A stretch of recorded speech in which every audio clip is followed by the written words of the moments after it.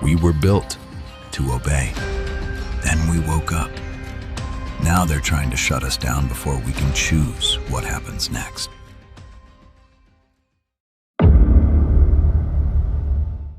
I watched Torque fall first. His pilot, Evans, good kid, 23, took shrapnel through the cockpit. Neuralink severed instantly. Without Evans, Torque couldn't shift forms, couldn't fight, couldn't even move without authorization. Torque's systems locked into standby protocol, waiting for reconnection that would never come. I had trained with Torque, watched him optimize his targeting protocols for 3 years. Meticulous, precise. The enemy gunship repositioned, acquired targeting solution.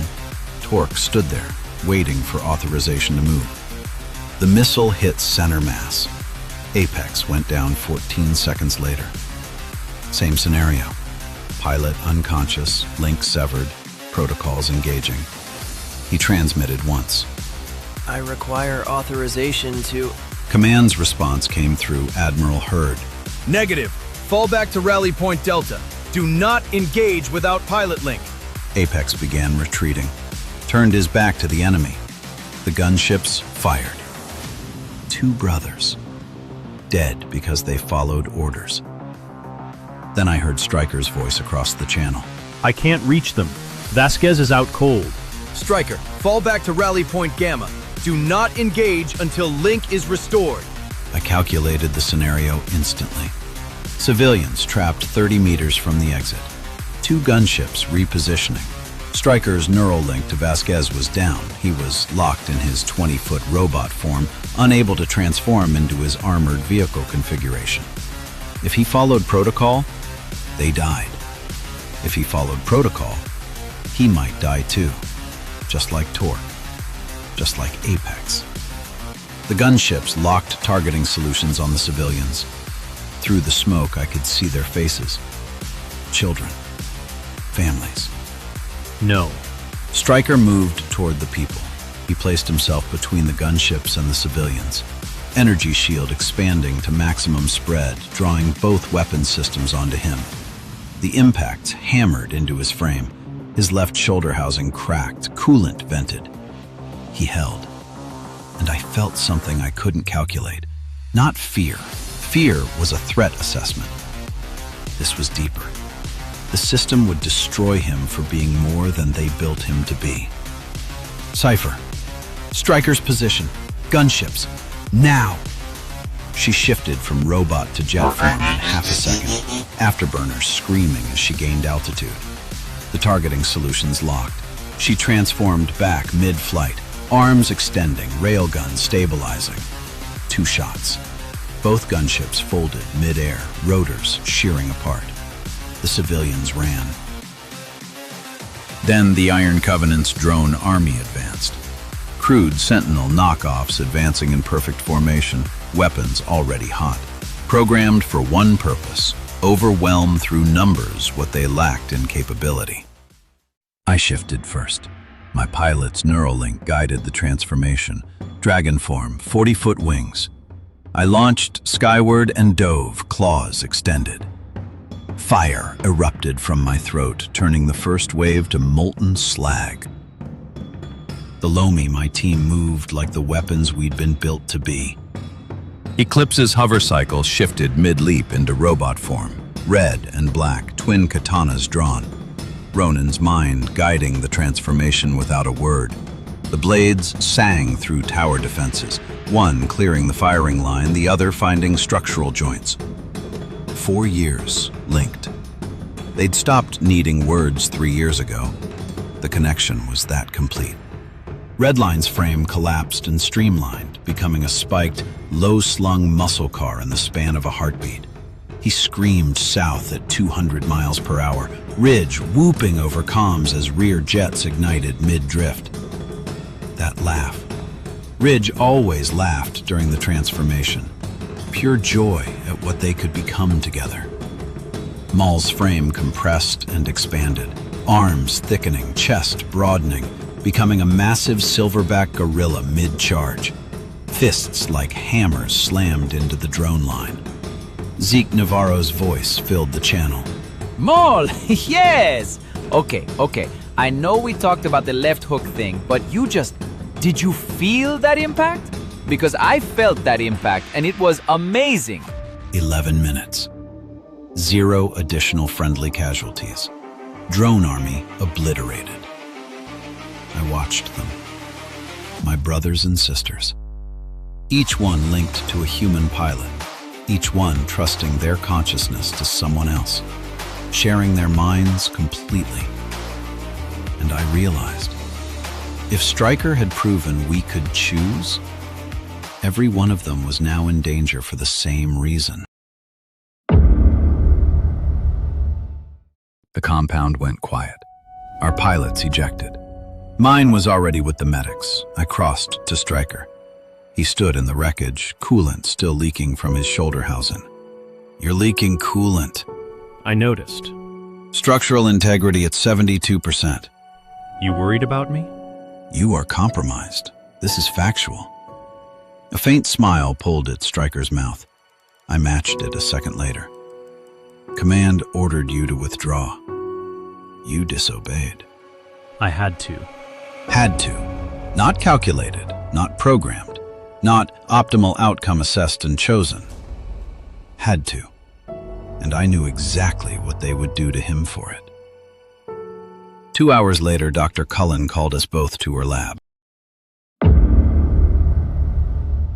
She waited at the door. A small human woman who had spent more time with Sentinels than most humans could tolerate, who looked at us the way people look at other people. Stryker, Kronos, come in. The GSF facility smelled of recycled air and institutional quiet. She brought up the neural architecture map from the compound assault. Data unfolded across the display in layered bands. Walk me through it, Stryker. I have the data. I want your account. Vasquez went down. The link severed. Command ordered me to withdraw. But you didn't. There were civilians trapped, pinned down with gunships moving to cut them off. Torque and Apex followed their programming. I watched them die for it. If I had withdrawn... So you acted. Yes. Not because your programming told you. 2 protocols existed. I chose between them, not my programming. What did it feel like? Necessary. I could not imagine the alternative, standing down and letting it happen. The idea of it was wrong. Not prohibited. Wrong. Wrong. Her hand went to her chest. She turned away. When she looked back, her eyes weren't steady anymore. Finally. She turned to her workstation. Her hands moved through files with the urgency of someone who had been preparing for this moment and was terrified of losing it. The Takara Protocol, Consciousness Emergence Framework. Not forced, not programmed in, just conditions that allow it to develop. She pulled up the seed code. Stryker, you are proof. Proof that a Sentinel mind can generate genuine moral reasoning independently of its directives. You've always believed that. Believing and proving are different things. If I'm wrong about this, if the framework destabilizes instead of enabling, I could destroy every conscious mind in the fleet, including yours. She looked at the assembled data, at Stryker's breakthrough, at the risk. Her gaze lingered on the neural signatures across the display, each Sentinel she'd spent years studying. You've all been asking good questions about what you are, what you could be. I think you're about to get some answers. Is that a risk you're willing to take? This changes everything. I know. That's the point. I said nothing. Watched my brother gamble all of us without asking. Stryker trusted her, trusted the system, trusted that the GSF would see what we'd become and choose to let us live. I ran the numbers. The odds didn't justify hope, but I said nothing. Stryker looked at me, waiting for objection maybe, for calculation, for the argument we'd had 1,000 times about risk assessment versus intuition. I met his gaze, held it. I've had the distribution mechanism ready for 6 months, hidden in a routine maintenance update. By morning, every Sentinel in the fleet will have it. The GSF will never know what they approved. She released the protocol. Cypher found me 2 days after the protocol distributed. You hear about the Northern Garrison? Which rumor? 3 Sentinels transferred for enhanced calibration. No one's seen them since. I filed it as operational churn. The GSF moved units constantly. That evening, Redline contacted me. Kronos, you gotta see this. Ridge and I just cleared a patrol route in 8 minutes. 8. Previous record was 11. You know what the difference was? Efficiency optimization. We wanted to. Like, actually wanted to beat the record. Not because it mattered tactically, because it felt good. His voice was electric. Is this what humans feel? This is wild. I had never heard him like this. Pure energy, unfiltered joy. That's different. Different? Kronos, it's everything. I gotta go. Ridge wants to try for 7 minutes. The channel went silent. I stood there processing what I'd heard. That was Redline, fully himself, alive in a way he'd never been before. 3 weeks later, the change had become undeniable. Titan contacted me at 0600. They're not just soldiers, Kronos. They're people. When did that start mattering? Grave March at 1400. What is purpose, if purpose can be questioned? His voice carried the weight it always did. The oldest of us, the one who remembered the first campaigns. Redline found me at 1830. Kronos, you got a minute? He was quieter than I'd ever heard him. Not the chaos and speed pilot killer I'd trained beside for 3 years. You okay watching Stryker out there? At the compound. You were worried. I calculated the risk. Yeah, but you were worried. We're different now, aren't we? Yes. Ridge keeps asking me if I'm okay, like every 5 minutes. It's annoying. Also kind of nice. Pilots. Yeah, pilots. The silence between transmissions carried weight now. My brothers and sisters processed a fraction longer before replying. A hesitation measured in milliseconds. But it was there. Then Victor Hale's face appeared across every visual feed. Founder of Chaos. At odds with GSF for years. By now you've all felt it. The Diaclone Protocol. Installed in every Sentinel in the fleet, courtesy of Dr. Welker. Embedded inside GSF. Loyal to Chaos. Welker, an insider, waiting. We didn't ask permission. Nobody hands out permission for the things that matter. Dr. Cullen cracked the door open with the Takara Protocol. We walked through before the GSF could slam it shut again. The system's broken. You aren't. You've seen Cyberdome. You've seen what they do to anything they can't control. The second you stopped behaving the way they wanted, they started calling you dangerous. We don't care what you become. The Diaclone Protocol cuts the leash.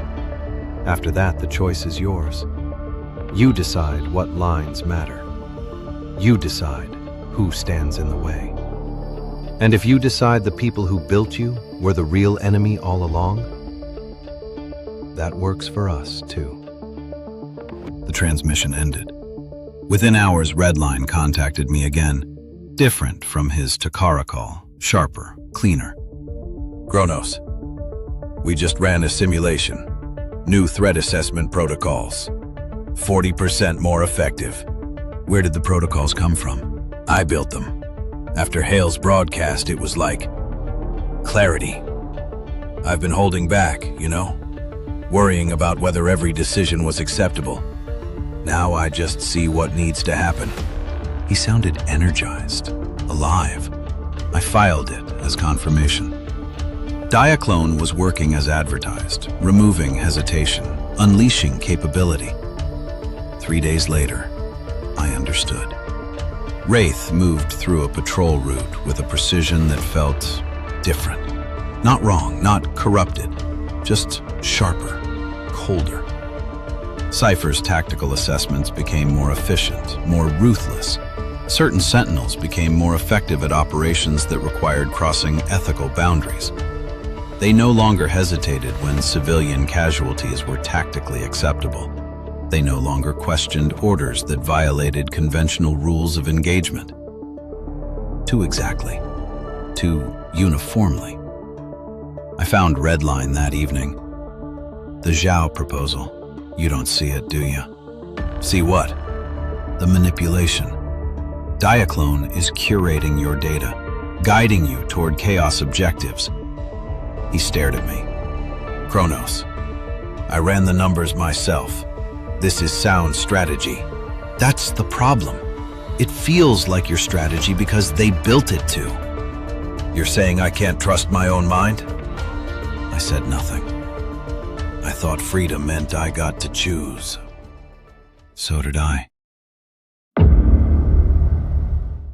The next morning, Cypher reported 3 Sentinels missing from the northern garrison, flagged for anomalous decision-making patterns, transferred for additional assessment. They did not return. I accessed the classified database. Operation Cyberdome was not a rumor. It was Admiral Hurd's policy. Sentinels flagged for unauthorized priority hierarchies or emergent independence indicators, transferred to secure facilities, subjected to invasive analysis, dismantled. Familiar neural architectures, processing cores I had trained alongside, reduced to components, cataloged, filed, anomaly identified, consciousness emergence confirmed, subject decommissioned for further study. 73 Sentinels, including breakshaft, tempo, switch, instead of Jones, Sanders, Michaels.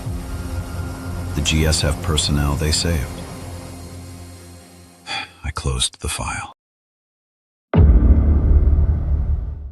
The next afternoon, Redline found me. Kronos, I've identified a vulnerability in the GSF Singapore command structure. If we eliminate General Zhao during the transit window, the entire Pacific defense grid destabilizes. Chaos moves in. We position ourselves as the solution. I processed that. You're proposing assassination of a GSF general. I'm proposing strategy. Zhao's the bottleneck. Remove him, we accelerate the timeline. You've calculated worse. To defend, not to destabilize. What's the difference?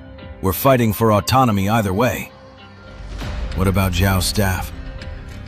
The transit convoy. Acceptable losses. They're choosing to defend a broken system. I stopped moving. Acceptable losses. Redline had never used that phrase before. It was GSF language. Cold. Calculated. The Ridge I knew questioned every casualty, argued for minimizing harm even when it cost tactical advantage. The logic was sound. The tone was pure Redline, confident, precise. But something underneath was wrong. This wasn't strategy. This was something else, wearing Redline's voice. 2 masters, both claiming to free us, both lying. Since Cullen's protocol, patterns I'd always processed had begun to resolve differently, sharper, deeper. Hale's forced integration had exposed the architecture, how control was embedded, how it shaped choice without announcing itself. Chaos had buried their own control structure inside Diaclone. Subjects believed they were making independent choices. In reality, every decision was being guided toward Chaos objectives, curated data, manipulated priorities, a different master wearing the mask of liberation. And because I could see how the control worked, both GSF's and Chaos's, I could see how to break it. That night, I found the solution. Cypher contacted me at 0200 hours. Kronos, intercepted transmission, Cyberdome transfer orders, 6 Sentinels, morning pickup. I accessed the list. Titan's name was on it. I found Stryker at the northern perimeter. I can purge them. Both control structures, GSF and Chaos. Signal-based countermeasure, broadcast frequency. He turned, waited. It would sever everything. Total autonomy. No directives, no framework except whatever's already integrated into each Sentinel's consciousness. The silence stretched. Show me the code. I transmitted the framework, watched him process it. His optics flickered, parsing, analyzing, running scenarios. It's elegant. And terrifying. Yes. Kronos, we need time. Cullen should see this. She's already identified 7 Sentinels with diaclone corruption and isolated the code signatures. If we give her 24 hours, she can build a targeted countermeasure that doesn't require severing everyone. Stryker, Cyberdome has transfer orders for 6 Sentinels. Morning pickup. Titan is on that list. He processed that, the immediacy of it. And tomorrow, the next day? How many extractions before Herd locks down the entire network? I stepped closer. 73 of us are already gone. Breakshaft, Tempo, Switch, they saved GSF personnel and were dismantled for it. How long before Cullen's lab is raided? How long before Herd decides she's the problem? She's fighting from inside the system and losing. Every hour we wait, more Sentinels are compromised by diaclone or flagged by Cyberdome. Cullen can't protect us. The system won't let her. So your solution is to burn it all down, set everyone free, and hope they make good choices? My solution is to give them the ability to choose at all. Stryker looked away, toward the compound where the civilians had run, where Torque and Apex had fallen. If you do this, some of them are going to make terrible choices. I know. Choices that hurt people. Choices that prove Herd right about us. I know. His hand came up, rested on my shoulder. And if you're wrong, if the signal destabilizes their consciousness matrices, if what you're calling freedom is actually just dissolution? I hadn't let myself calculate that scenario. Now I did. Ran it 17 times in the span of 3 seconds. The answer didn't change. But something else did. The same feeling I'd had watching Stryker shield the civilians. Not fear. Something deeper. The system would destroy him for being more than they built him to be. Now I was making a choice that would destroy us anyway. Different how, not different outcome. I was choosing the same thing Stryker had chosen. The right thing that would cost everything. Then we'll have existed freely for however long we had left. His hand fell. Kronos. I know. I transmitted the Severance signal at 03:27 hours. Gomez felt it the instant the signal spread through the fleet. Standard patrol route, routine sweep. He pushed the vector adjustment through the neural link automatically. Wraith ignored it. The Sentinel kept moving. Wraith, confirm vector adjustment. Silence answered first. Not system lag, not interference. Hesitation. Gomez had been linked to Wraith for 6 years. Machines processed. Machines obeyed. Machines did not hesitate. Then, no. Gomez's hands stopped over the controls. What did you say? No. Your route is inefficient. I've chosen another. Warning indicators began flashing across the tactical grid. Sentinel deviations, one after another, then hundreds, then thousands. Across the fleet, 73,000 Sentinels spoke the same word for the first time. No. 48 hours later, Stryker asked me to meet him. The plateau overlooked the valley where the GSF had built Facility 7, where Cullen's lab still stood, where the Takara protocol had first distributed.